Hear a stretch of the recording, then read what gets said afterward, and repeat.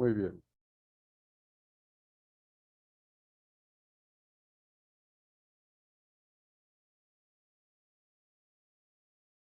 Bueno, ahora vamos a ver el tema, lógicamente, de una manera teórica. De una manera teórica, cómo desarrollar, organizar e interpretar los alineamientos de los datos, ¿no? La parte metodológica operativa. Entonces,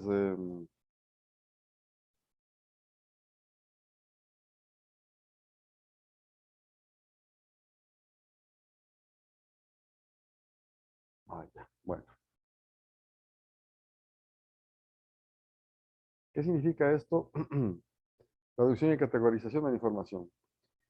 Bueno, todo proceso, como sabemos, al seguir las normativas, los protocolos de desarrollo de la investigación, eh, recopila una cantidad de datos, ¿no?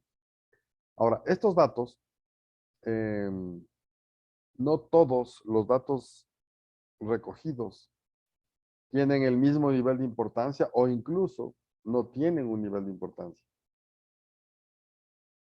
Tenemos nosotros que diferenciar esto porque sobre todo en las investigaciones cualitativas eh, asimilamos o encontramos datos que no nos habíamos planteado tenerlos. Entonces hay que ver cuáles de estos nos sirven y en qué medida o no nos sirven. Lo ideal es enfocarnos en los datos que nos sirven, ¿no? Podemos hablar entonces de datos primarios y datos secundarios y datos sin interés, sí. Los primarios son aquellos que se relacionan con nuestro objetivo. Los secundarios son aquellos que nos ayudan, nos aportan en ampliar un poco más nuestro objetivo.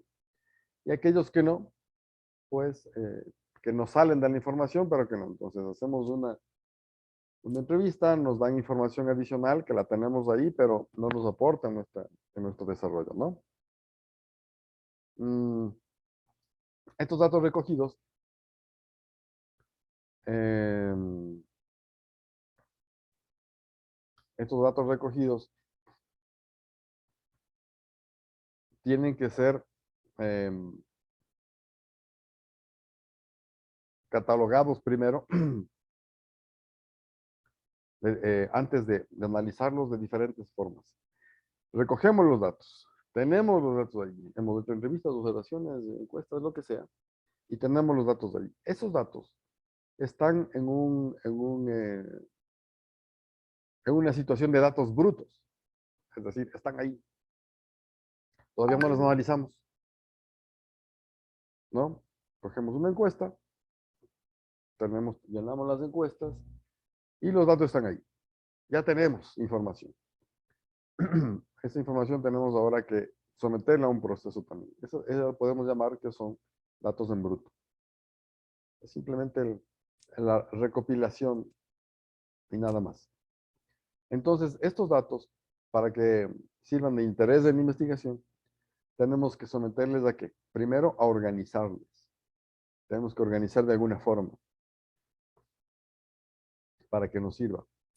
Luego, tenemos que analizar esos datos.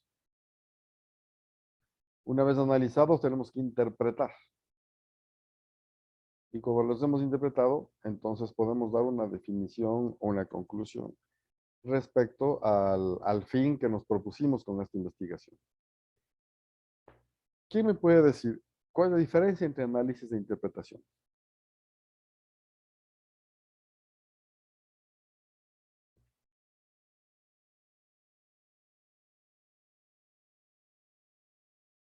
¿Sí? ¿Alguien me ayuda?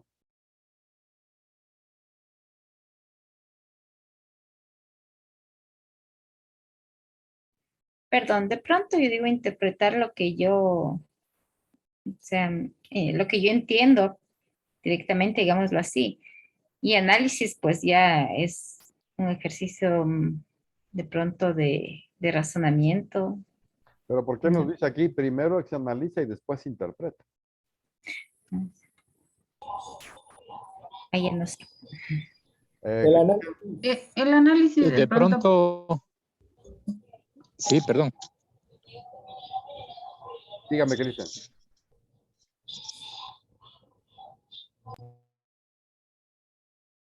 A ver, Cristian levantó la mano.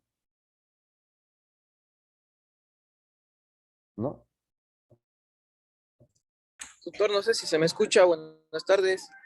Se le escucha. Sí, sí, se le escucha. Muchas gracias. Bueno, pienso que el análisis es más, digamos, investigativo, es más de algunos, por ejemplo, de algunos personajes que sacaron alguna investigación, y la interpretación yo pienso que es más desde el punto de vista de lo que analizó algún autor. No. Nosotros recogemos datos, ¿sí? De la investigación nuestra ya tomamos datos. Esos datos organizamos. De esa organización sale un análisis. Y de ese análisis sale una interpretación. Así lo plantea. Por eso digo, ¿qué es un análisis y qué es una interpretación? No es de otros autores ni nada, es de lo que nosotros estamos recibiendo. Levantó la mano.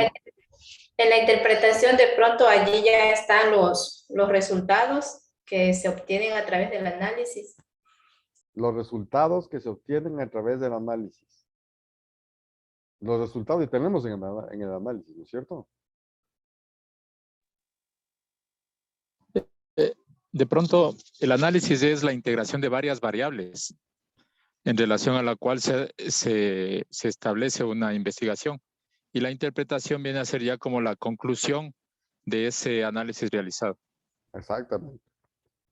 Entonces, por ejemplo, hablemos de una cuestión cuantitativa. Organizamos la información. ¿Cómo organizamos la información? Tenemos 20 preguntas en la encuesta y tenemos, yo qué sé, 50 encuestados. Tomamos pregunta 1 y ponemos las 50 respuestas. Pregunta 2, las 50. Y así, eso es organizar, ¿cierto? ¿Por qué? Porque tenemos que analizar cuáles son las respuestas de los 50 a la pregunta 1. Entonces organizamos esa forma. Analizamos los datos. Entonces cogemos las 50 respuestas de la pregunta 1 y sacamos estadísticas. Sacamos promedios, medias, lo que sea. Eso es analizar los datos. Sale un análisis de la organización anterior. Entonces ya tenemos datos de promedio, mediana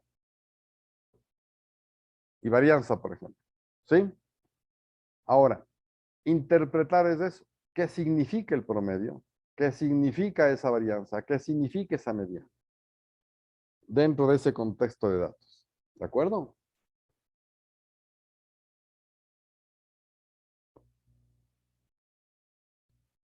Muy bien. Entonces, este procesamiento que lo desarrollamos bajo las acciones anteriores, lo vamos a ir detallando más.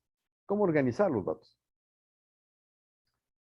Primero comprobamos que los datos que nosotros estamos recibiendo son formales, reales, están disponibles para poder organizarlos de alguna forma. Ahí, porque tenemos que sustentarnos en alguna cosa, ¿no? Que nos indique que estos datos están disponibles, son reales y son fiables. Entonces, hay algunos tipos de datos y formas de manejar esto. Por ejemplo, organizamos los datos en cuanto a cuestionarios dirigidos. Entonces, como yo les dije, estos cuestionarios los dividimos respuestas por número de pregunta. O los podemos también organizar en cuanto al tipo de notas en las grabaciones de las entrevistas. Por ejemplo, hacemos entrevistas a docentes y alumnos. Ok. Grupo de docentes, grupos de alumnos. Así es como lo organizamos. De pronto tenemos documentos, copias de documentos, documentos escaneados, que los tenemos que organizar de alguna forma. También tenemos videos o notas de observaciones realizadas. Esos videos tenemos que agruparlos con alguna categoría. Y ¿cómo se llama esto? Y las observaciones también. Tenemos notas adicionales. Notas de lectura. A veces sacamos algo así como hacíamos antes, ¿no? ¿Cómo se llama esto? Las tarjetitas que nos servían Fichas para mnemotécnicas. eso, las fichas mnemotécnicas y las fichas bibliográficas. Entonces, las notas de lectura son eso, como las fichas mnemotécnicas donde anotamos cosas de lo que vamos leyendo. Es cierto que no utilizamos eso hace rato. Las fichas mnemotécnicas son datos que anotamos en tarjetitas y los ordenamos de alguna forma que nos permita eh, llevarlas a análisis después. Mediciones de conducta, las cuestiones emocionales y todo eso, tipos de conducta, por ejemplo. Dividimos en cuadros, en mapas, en tablas, en gráficos, toda la información que recopilamos. O las fotografías, en tipos de fotografías, ambientes, personajes. Y los diarios de investigación, lo que les dije antes con esas fichas mnemotécnicas. Entonces, estos datos que primero tienen que ser disponibles, como se había mencionado, deben estar organizados en este momento, no dejarlo para después, en este momento. Primero hay que hacer eso. Y por lo tanto, es un primer barrido para revisar si la información es válida, es confiable o no. Entonces, supongamos que de las 50 personas, por alguna razón, la pregunta 3 nos respondió solo la mitad. Ya sabemos en dónde tenemos un cuello de botella, en dónde tenemos algo que analizar más. De pronto puede ser que tengamos la mitad solamente respondida porque planteamos mal la pregunta. Eso nos va a llevar a un análisis diferente o a retroceder a hacer más concreta la investigación. ¿Sí? O a determinar que esa pregunta no es tan importante, es una pregunta secundaria. Si es que de pronto a la gente no le interesó responder simplemente y estaba bien planteado. Pero tenemos que ver por qué. ¿Sí? Entonces, deben ser organizados en este momento con ese primer nivel de filtro de la información. Entonces, cuando comprobamos los datos disponibles, podemos continuar con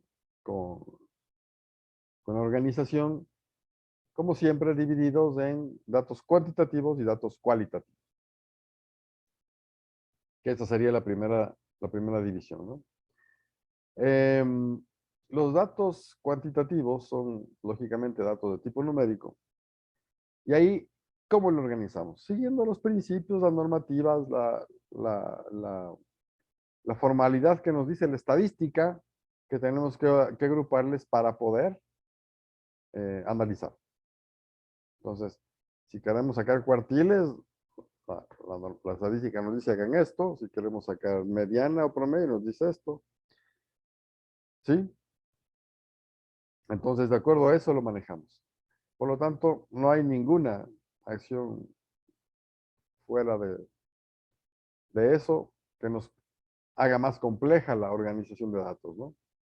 Y por lo tanto, finalmente se puede tabular. Y además se pueden emplear gráficas, cuadros para poder ver esta información. En cuanto a los datos verbales, en cambio, las cosas cualitativas, estos pueden someterse a uno de los dos tratamientos. Primero, se puede codificar. Entonces, con el fin de transformar en datos numéricos y poder tabular, se los puede codificar. Por ejemplo, no sé, hacemos una pregunta abierta y la pregunta abierta nos dan 25 respuestas.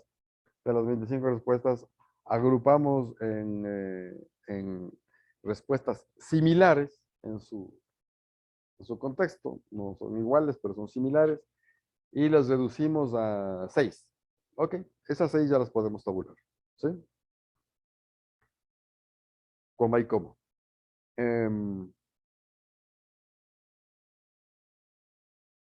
Esto, sin embargo, no se las debe codificar, ¿no? Se las debe manejar así nomás. O la otra forma es simplemente poniendo las respuestas en cuadros comparativos donde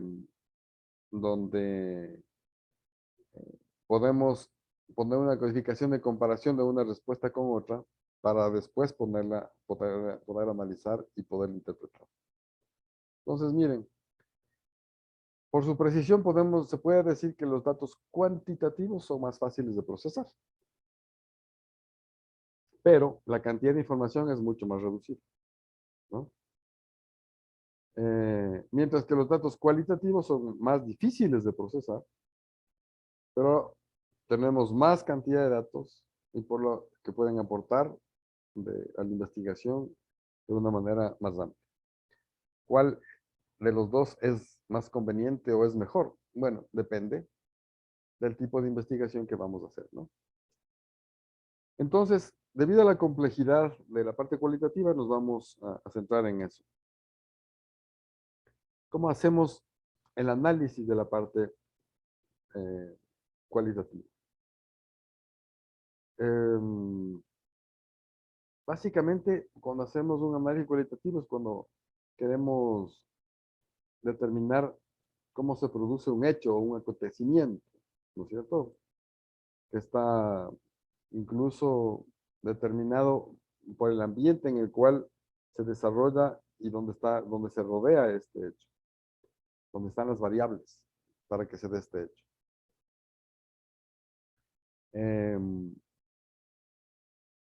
Y por esto, estos datos se los puede ordenar, se los puede analizar de diferentes formas, ¿no? Uno se lo puede analizar a través de la visualización, es decir, de los resultados visuales, a través de videos, fotografías, pinturas, etc. Otro es revisar a través de las expresiones verbales y no verbales, aquello que la gente nos dice o aquellas cosas que los gestos nos dicen, ¿no? Que también tiene una información bastante rica en muchos esquemas de investigación. Las grabaciones o las narraciones del propio investigador. Van grabando mientras se indica lo que sucede. Y luego hay que revisar, ¿sí? Entonces, el análisis se lo hace o se lo puede hacer de diferentes eh, de diferentes formas. Primero, explorar los datos. ¿Qué significa explorar los datos? Nosotros tenemos que ir a revisar una y otra vez los datos que tenemos que hacer. Por ejemplo, un esquema de investigación que revisemos. A ver, o sea, han visto ustedes que es un tema de investigación, ¿no? No sé si han visto esos programas de accidentes aéreos. En la presentación de estos programas, de este programa, se presenta el accidente, de cómo se da, y la parte medular del programa es la investigación de por qué sucedió. Ustedes lo han visto, ahí repiten y repiten y repiten alguna cosa. Oyen una vez y otra vez y otra vez el audio de los pilotos con la torre de control. Revisan una vez y otra vez y otra vez la trayectoria del vuelo en cierta parte. Y cada vez que ven, les va dando cosas adicionales o van relacionando unas cosas con otras. Eso es explorar los datos. No podemos quedarnos en una primera impresión nada más. Esos datos hay que estructurarlos o también se los categoriza de diferentes formas, ¿no? Se los organiza en unidades y categorías. Entonces, reviso lo que pasó con esta persona dentro de una unidad, de una categoría grande. ¿Qué dijo el profesor dentro de la categoría de profesores? ¿Qué dijo el estudiante como estudiante A dentro de todo el grupo de estudiantes? ¿Sí? Si es que yo distorsiono, no entiendo la información de un profesor, la conclusión del grupo va a ser diferente.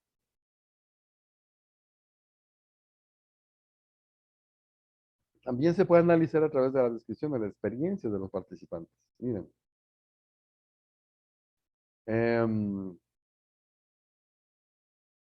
no sé,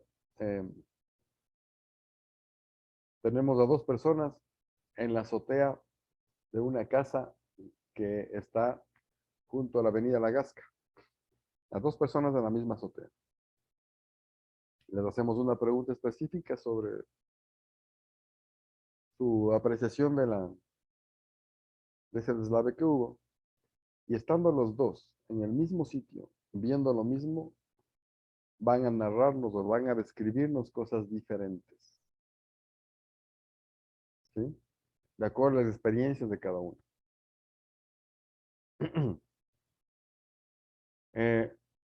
Analizamos a través del descubrimiento de las cosas. ¿Descubrimientos de qué?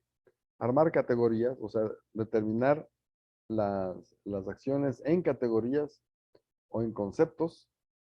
Una cosa es categorías, como que dicen, docentes y estudiantes. Otra cosa es a través de conceptos. Entonces, yo tengo que dividir los conceptos.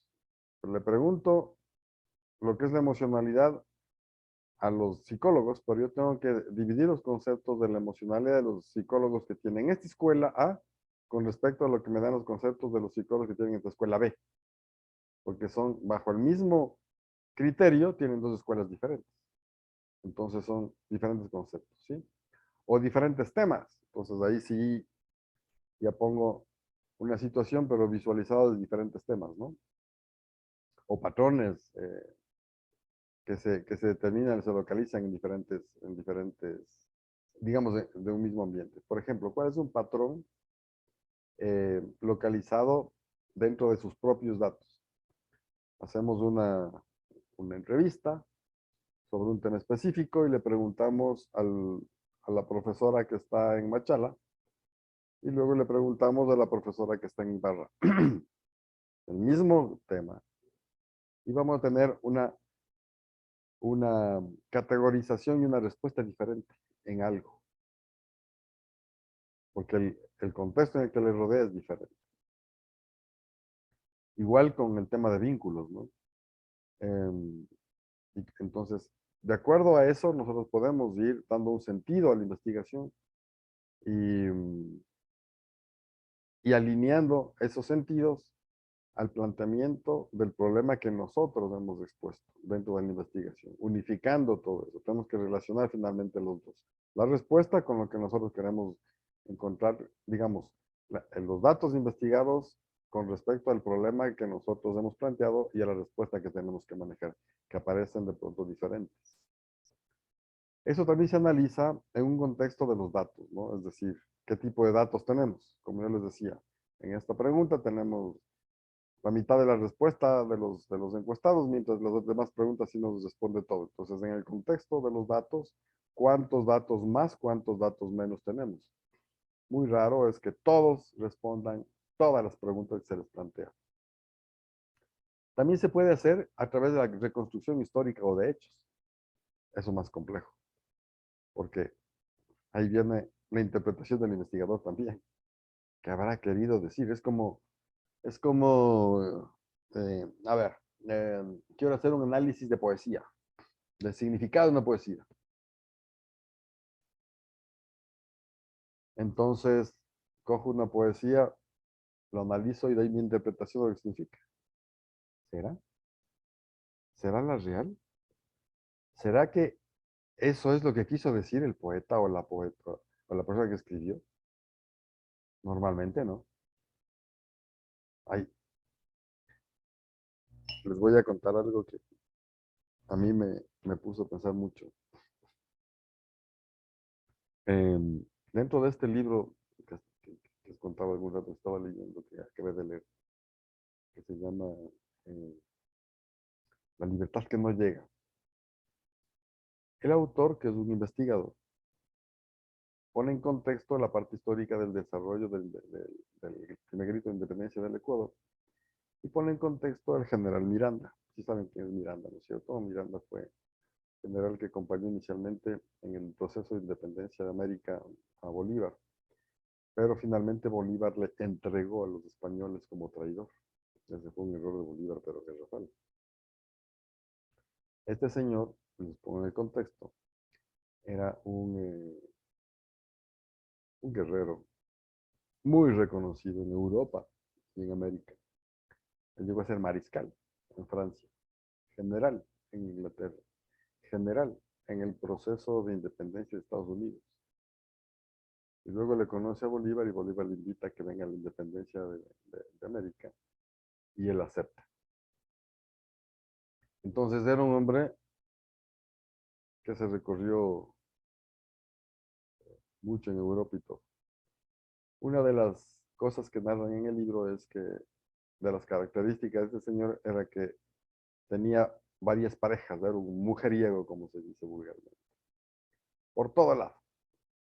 Y él vivió como 2 años en Rusia.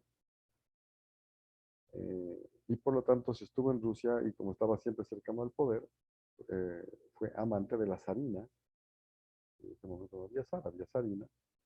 Y claro, la zarina tenía varias parejas, entre ellas él, y él era uno de, o su preferido o uno de los preferidos. Pero le tocó salir corriendo de Rusia porque había un príncipe que también estaba cerca de ella que le estaba haciendo, le estaba fregando, le estaba haciendo la vida imposible. Y en esa época hacer la vida imposible es correr riesgo de vida. Y que la zarina le ayudó a salir de Rusia y luego de eso se vino para América. Bueno, si ustedes ven de qué color es la bandera de Rusia, desde esa época. Blanca, ligeramente amarillenta, azul y rojo. A mí particularmente siempre me llamó la atención de por qué nuestra bandera se parecía tanto a la bandera rusa. Entonces, el autor dice, bueno, que él cuando se despidió, le dijo, vamos a plantar en suelo libre de América la nueva bandera, amarillo, azul y rojo. Amarillo que representa a lo rubia y blanca de la zarina, los ojos azules intensos que tenía, y lo rojo por el maquillaje y el color de sus labios que tenía. ¿Sí? Entonces, mi primera reacción cuando leí el libro fue, ¿qué le pasó? Está poniendo en contexto de un libro histórico esa, esa definición del desarrollo de la bandera. Y claro, si ustedes lo analizan y preguntan, yo no me había puesto a analizar eso, ¿quién fue y cuándo se plantó por primera vez la bandera amarillo, azul y rojo en América? Lo puso Miranda.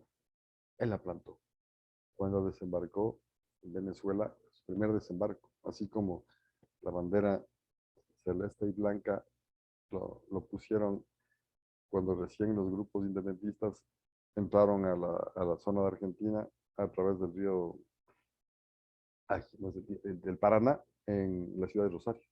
Por eso hay un monumento inmenso ahí que se llama el Monumento a la Bandera. Bueno, ¿cuál es la realidad? Para hacer un manejo de reconstrucción histórica. ¿Cuál es la realidad? ¿Le inspiró una chica, una mujer? ¿O le inspiró el sol y el oro de la América, el azul del cielo y el mar y la sangre de los héroes? ¿Cuál fue la realidad? ¿Sí? Entonces, en una entrevista que le hacen a este autor, Felipe Vega, hace una entrevista muy formal, de más de 1 hora, y sale el tema. Dice, oye, pues, ¿cómo es que esto es histórico y tú dices esto? Entonces, el investigador Felipe dice, sí, yo no sé realmente si es un cuento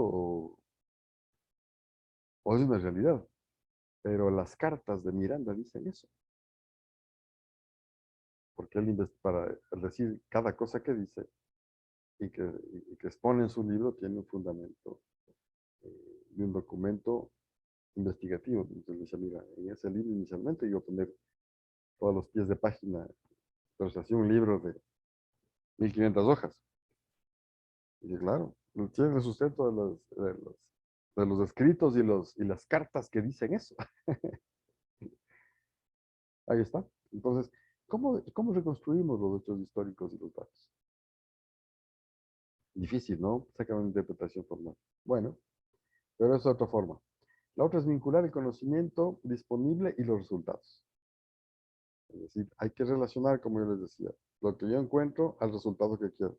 ¿Esta información me sirve para responder mi pregunta o no? y en qué medida. Y con eso, en lo posible, generar una teoría, ¿no? O por lo menos las conclusiones que debe tener planteado el objetivo. Entonces, cuando están escritos los datos cualitativos, ahí podemos relacionar y encontrar una finalidad formal en la investigación y cumplir el análisis que nos hemos planteado. ¿Sí? Entonces, el análisis de los datos se lo puede definir como una conceptualización de las relaciones que nos da esa información. Y por lo tanto, esas relaciones nos llevan a conclusiones, a unas consecuencias, resultados que surgen de esto. ¿Sí? ¿Cuál es la diferencia entre conclusiones? La conclusión es de cumplir o no cumplir el objetivo y en qué medida. Consecuencias, cuando, de acuerdo a una investigación que yo hago, quiero dar el paso operativo. Esa información la quiero utilizar en algo, para mejorar algo, para crear algo, para desarrollar algo, ¿sí? Estos resultados, ¿ok? Entonces, fíjense, este análisis, simplemente la parte del análisis, partiendo de la organización de los datos, es un desarrollo, un proceso mental que no es fácil. En la parte cualitativa, sobre todo, no es fácil. ¿Sí? Si es que yo organizo mal las cosas, determino mal las cosas, categorizo mal las cosas, voy a tener un resultado inadecuado. Por ejemplo, hablemos de lo cuantitativo, por ejemplo, para que ustedes vean cómo de ahí puede complicarse más acá. Si yo cojo unos datos, tomo unos datos para sacar datos estadísticos y los organizo y los digo, bueno, aquí voy a poner los datos de las personas de entre 20 y 30 años y de aquí los de 30 a 40 años. Y tengo unos resultados, ¿no es cierto? Pero ¿qué tal si yo tomo a toda esa población de 20 a 40 años y digo, voy a sacar los resultados en función de género? ¿Qué respondieron las mujeres? ¿Qué respondieron los hombres? Tenemos diferentes resultados, ¿o no? Totalmente diferente que tomamos en edades, lo tomamos por género, ¿no es cierto? Entonces, por eso, esas conclusiones y esa relación que se da entre los datos y el análisis con respecto a la respuesta de la pregunta que yo me he planteado en el problema es otra cosa. Y tenemos que tener mucho cuidado con eso, ¿no? Entonces, para poder hacer este esquema de relación que es complejo, tenemos que aprender a entender lo que es examinar, descomponer, conceptualizar, reconocer la información, cómo la sintetizamos, cómo la explicamos, cómo la relacionamos y por lo tanto cómo la comprendemos. ¿Sí? Ok, entonces ahí están los datos, ¿no? Y ya vemos cómo están analizados y en qué contexto se los puede analizar. Ahora, una vez que tenemos eso, ¿cómo los podemos interpretar? La interpretación es una fase posterior al análisis. Recalco lo que había dicho antes, ¿no? Que además también depende y atiende a la interpretación del propio investigador. Pues. Pueden haber elementos de juicio que responde el propio investigador para los datos, ¿no? O en dos investigadores con dos corrientes diferentes que con los mismos datos tienen interpretaciones diferentes. O dos estudios diferentes que tienen interpretaciones diferentes. Como lo que les digo, ¿no?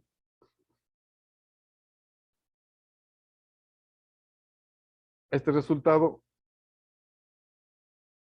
¿qué significa para un médico ortodoxo? Y este resultado, ¿qué significa para un médico homeópata?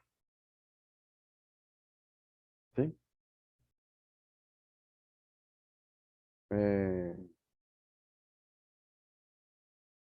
¿Y los dos son válidos o no? Les pregunto, ¿y los dos son válidos o no? Claro que sí, porque cada uno tiene un sustento teórico, que es lo que habíamos visto en la parte de marco teórico, que le que le da validez a esos datos. Tiene un sustento teórico formal. Ahora, si ponemos una creencia o un mito, pues ya no. Pero sí tiene un sustento, por eso debe tener un sustento teórico formal.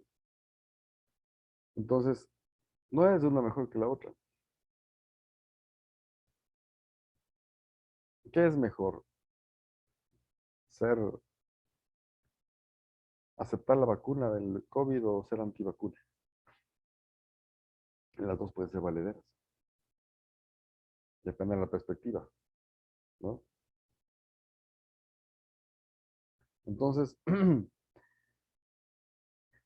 desde un esquema de lógica común, esta interpretación de los datos, por lo tanto, hay que descomponerlo y examinarlo de una manera adecuada. Fijando que, de acuerdo a la naturaleza de los datos, en función del objetivo, en función del problema, caracterizarlo y relacionarlo adecuadamente. ¿Ok? Entonces, esta forma de análisis, junto con la interpretación, nos permite regresar a esto de acá. Fíjense, hacemos el análisis con una buena interpretación y nos permite eso, que al problema planteado le reconozcamos una respuesta.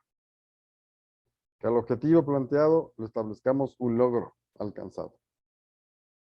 Aunque no sea total, porque tiene un logro alcanzado.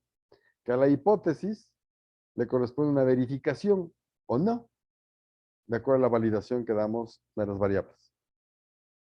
Ahí está relacionado los tres. Otra vez. ¿Sí?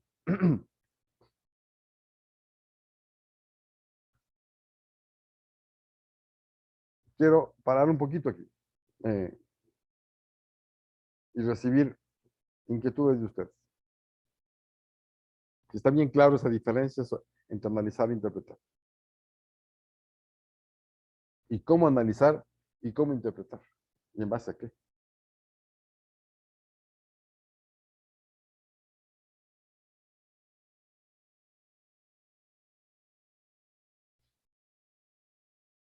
Quiero que me digan sus dudas, porque en las presentaciones, casi siempre, no se está definiendo esta relación entre problema, objetivo, hipótesis. Y ahora, resultados. ¿No? Entonces, no se está definiendo, bien, creo que no se está comprendiendo bien. Y por lo tanto creo que hace falta explicar algo más a las dudas que ustedes pueden tener.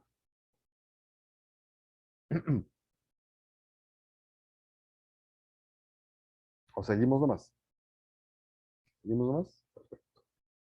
Bueno, entonces, esta información bruta que la hemos organizado, que la analizamos y luego la interpretamos, tiene que tener una correlación, una relación con la investigación, es decir, con los objetivos que nosotros queremos alcanzar, con la respuesta que queremos tener de acuerdo a los problemas, totalmente clara. Porque podríamos tener, si no está bien planteado esto, podríamos tener resultados de información que no nos sirven para poder concluir efectivamente al objetivo o para tener una respuesta completa y adecuada al problema. Por lo tanto, la hipótesis tampoco va a ser del todo comprobada, ¿no es cierto? Y ahí podemos tener una nulidad de la investigación. Esa relación de los datos, entonces, se lo entiende como, la correlación se lo entiende como un establecimiento de la relación existente entre el problema inicial planteado y el resultado obtenido de la investigación cualitativa. Y tiene que ser, como les digo, determinada en forma bien clara, sin dudas.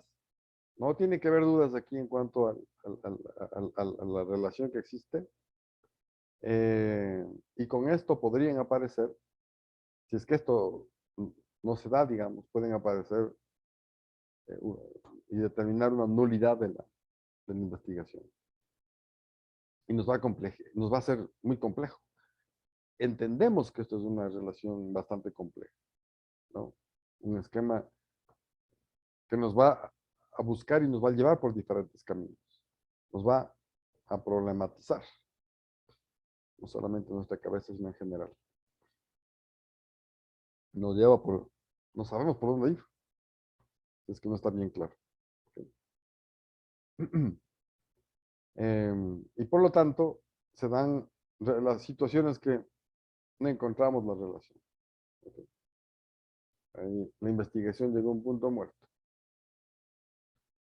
O lo dejamos ahí, o regresamos a retomar de una manera adecuada, ¿no?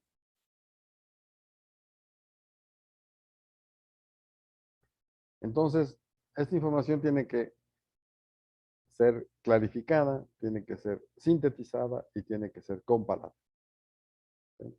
Clarificada cuando analizamos, sintetizada cuando interpretamos y comparada cuando la relacionamos con el fin, con el objetivo y con el problema.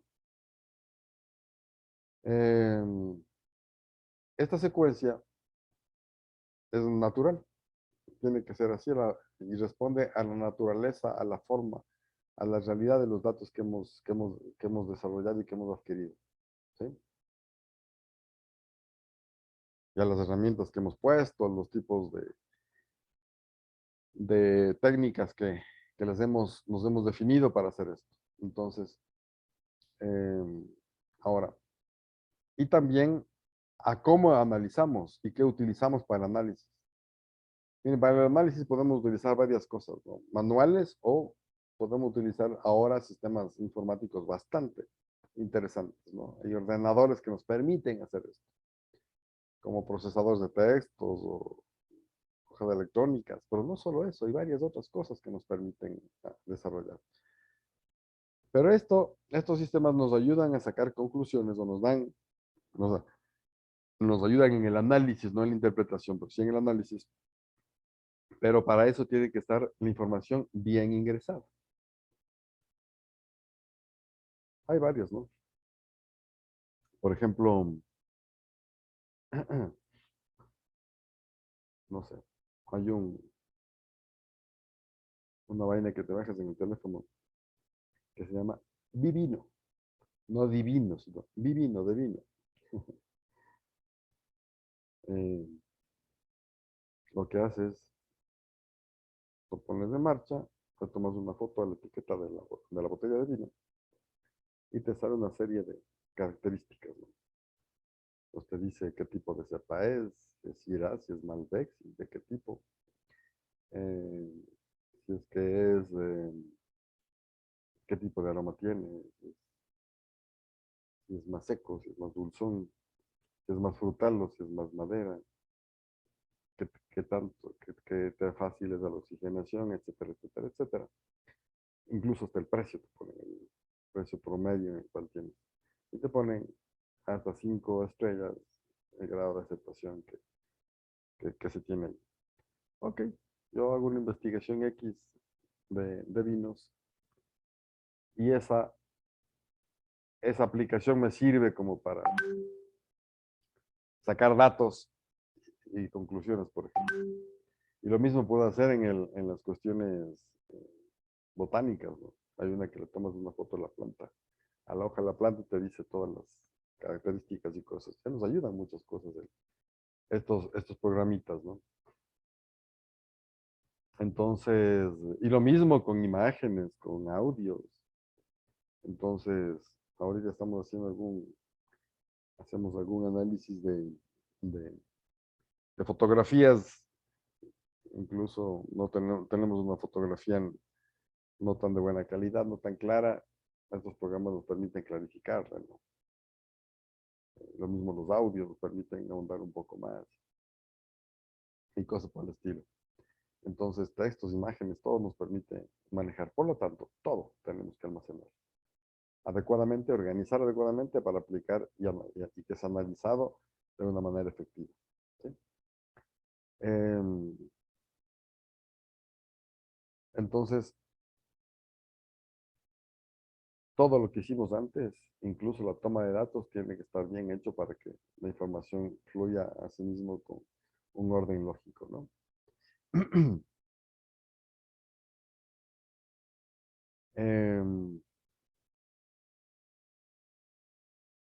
Ahora, hay algunas recomendaciones que nos indican cómo manejar para que esta información sea adecuada. Y además viable y factible. ¿Qué recomendaciones? Primero, principio de confiabilidad, confidencialidad. No podemos nosotros en una transcripción de investigación poner los nombres verdaderos de las personas de las que estamos haciendo grabaciones, por ejemplo. No. A menos que sea algo específico, necesario y con autorización por escrito a las personas. Lo podemos exponer. ¿Sí? Entonces, ¿qué hacemos? Ponemos un código, ponemos un número, ponemos un apodo, lo que sea, pero que nos permita que no se identifique eso. La otra es emplear formatos con amplios márgenes de datos, ¿no? Que nos permita ampliar los datos. Y nos permite, además, ampliar las respuestas de las intervenciones de las personas. Por ejemplo, si hacemos una encuesta con preguntas abiertas, o preguntas cerradas, perdón, y la gente nos dice más allá de lo que se le pide, o nos escribe más allá de lo que se le pide, ok, poner un margen de contribución de esa información que también nos va a servir. ¿Sí? Transcribir las palabras, los sonidos, los elementos que están en las muecas, todas esas cosas que nos pensamos que nos va a dar información o creemos que nos va a dar información adicional, lo tomamos y lo transcribimos ahí. ¿Sí? Eso es importante también. Interpretar las pausas, los silencios de la gente, los sonidos ambientales, que eso, de acuerdo a eso, le va a llamar la atención a alguien o no. ¿Sí? ¿Qué más? El determinar las líneas de respuesta en lo que estamos transcribiendo. Por ejemplo, ahí dicen hay que numerar las líneas o los párrafos. Entonces, cuando estaba manejando el Word, decía, ¿y esto a qué nos sirve? ¿No? Esto debe ser para los textos legales, donde tienes que poner la numeración de las líneas para evitar que haya falsificaciones. No, no necesariamente también nos sirve para el tema de investigación, como para poder procesarlo después. Entonces, y luego se analiza el material procesado. Fíjense, nosotros vemos la primera recepción de datos es cuando levantamos la información en bruto. La segunda recepción de datos es cuando tenemos datos de análisis fruto de los datos en bruto. Aparecen otros datos. Acá tenemos 100 personas que nos contesta esto, en el otro decimos el promedio nos contesta acá, la mediana nos contesta en esta otra cantidad, el cuartil 1 es tal cantidad de personas que nos contestan esto, ¿sí? O porcentajes de contestación de todos entre una y otra pregunta cuando tenemos 4 posibilidades de respuesta. Entonces, ahí tenemos otra información que nos llega. Un segundo momento, ¿no? Ahí tenemos que ver también que esta información es útil y que no. Y además nos permite ver si es suficiente o no la información que tenemos ahí. Y los resultados, lógicamente, tienen que ser interesantes. ¿Sí? Y ahí filtramos todo eso, ¿no? Pues para poder clarificar la información, se debe también agrupar o se lo puede sacar bajo diferentes criterios. Uno es el cronológico, es decir, ordenar la información de acuerdo a la orden en que se recogió los datos. La otra es de acuerdo a los eventos. Este evento primero, luego este otro evento y luego este otro evento. Como analizar por eventos necesitamos, entonces por eso lo dividimos por eventos. O lo dividimos por tipo de datos. Documentos, entrevistas, fotografías, observaciones. ¿Por qué? El escrito del mismo tema de un libro tiene una conformación diferente al escrito del mismo tema de una revista. donde están 2 hojas, mientras en el otro están 40. ¿Sí? Entonces, por eso la división, ¿no? ¿Qué tipo de datos tenemos y de dónde sacamos? Por grupos de participantes. Entonces, hombres, mujeres, técnicos, niños, etcétera. Tiene contextos diferentes, ¿no? Si hablamos temas de salud, es un contexto de 20 a 30 años que de 50 a 60 años. Por ubicación del ambiente. Entonces, la información que tenemos, la respuesta en el norte, en el centro, en el sur de la ciudad. O lo rural versus lo urbano. ¿Sí? Entonces, son contextos que tenemos que diferenciarlos claramente. O por temas, ¿no? La misma investigación o el mismo esquema bajo diferentes temas de la ciencia que tenemos que ver. El dolor de cabeza desde el punto de vista de la psiquiatría o desde el punto de vista de la neurología. Y el grado de importancia de los participantes en el proceso de investigación, ¿no? Ahí podemos dividir en participantes principales, participantes secundarios o participantes testigos. Por ejemplo, una investigación de tipo legal. Tenemos los actores principales del hecho, los secundarios y los testigos del hecho. ¿Sí? Entonces, cada uno, bajo el mismo hecho, bajo el mismo hecho, tiene diferente apreciación y diferente participación. Y por lo tanto, diferente aporte a la investigación general. ¿Sí? Entonces, ya con todo esto, ahora sí, por último, si comparamos ya los resultados finales con lo que tenemos que sintetizar, ¿no? De acuerdo ¿cómo se llama esto? A la conclusión final. Y esa conclusión final puede estar determinada para diferentes fines. La una puede emplearse en un recurso. Entonces, yo investigo sobre el grado de desarrollo de los estudiantes de séptimo nivel en el rendimiento académico, en el uso de las TICs. ¿Para qué? Para un recurso, para poner mejores formas de motivación, mejores formas o características de estudio o de enseñanza-aprendizaje para que mejore el rendimiento académico. Un recurso. Puedo poner por una conclusión, simplemente, ¿no? Objetivo cumplido o no cumplido y en qué porcentaje. O para una respuesta. Esto es así o esto no es así. O una simplificación de las cosas, ¿no? A veces necesitamos hacer estudios, por ejemplo. Cuando queremos en una empresa bajar la burocracia, hacer las cosas más rápidos y bien. Entonces hacemos un análisis de los procesos de trabajo y de acuerdo a eso simplificamos las cosas para que se haga más rápido y bien. ¿Verdad? Y etcétera, ¿no? Hay diferentes razones o formas en las que se puede emplear el resultado de la investigación. ¿Sí? Ok, hasta ahí va el tema de cómo procesar, cómo utilizar esta información. ¿Sí? Así que bueno, tenemos unos 30 minutos más donde sí necesito, y en vista de que la próxima semana es la última clase, ya recoger inquietudes de ustedes de la clase, de lo anterior o de diversas cosas que requieran aclaración. Tomando en cuenta que la próxima semana ustedes ya deben tener hasta el sábado, ya tienen que primero tener respondido los cuestionarios hasta la unidad 7. La unidad 8 y 9 son motivos de la última clase. Tienen que ya haber subido hasta el sábado la actividad número 2, los que no lo han hecho. Y tienen que tener entregado ya el trabajo de la unificación de todo lo que hemos hecho en partes, ¿no?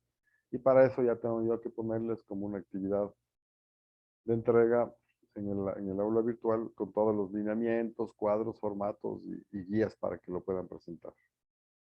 ¿Sí? Bueno, entonces con eso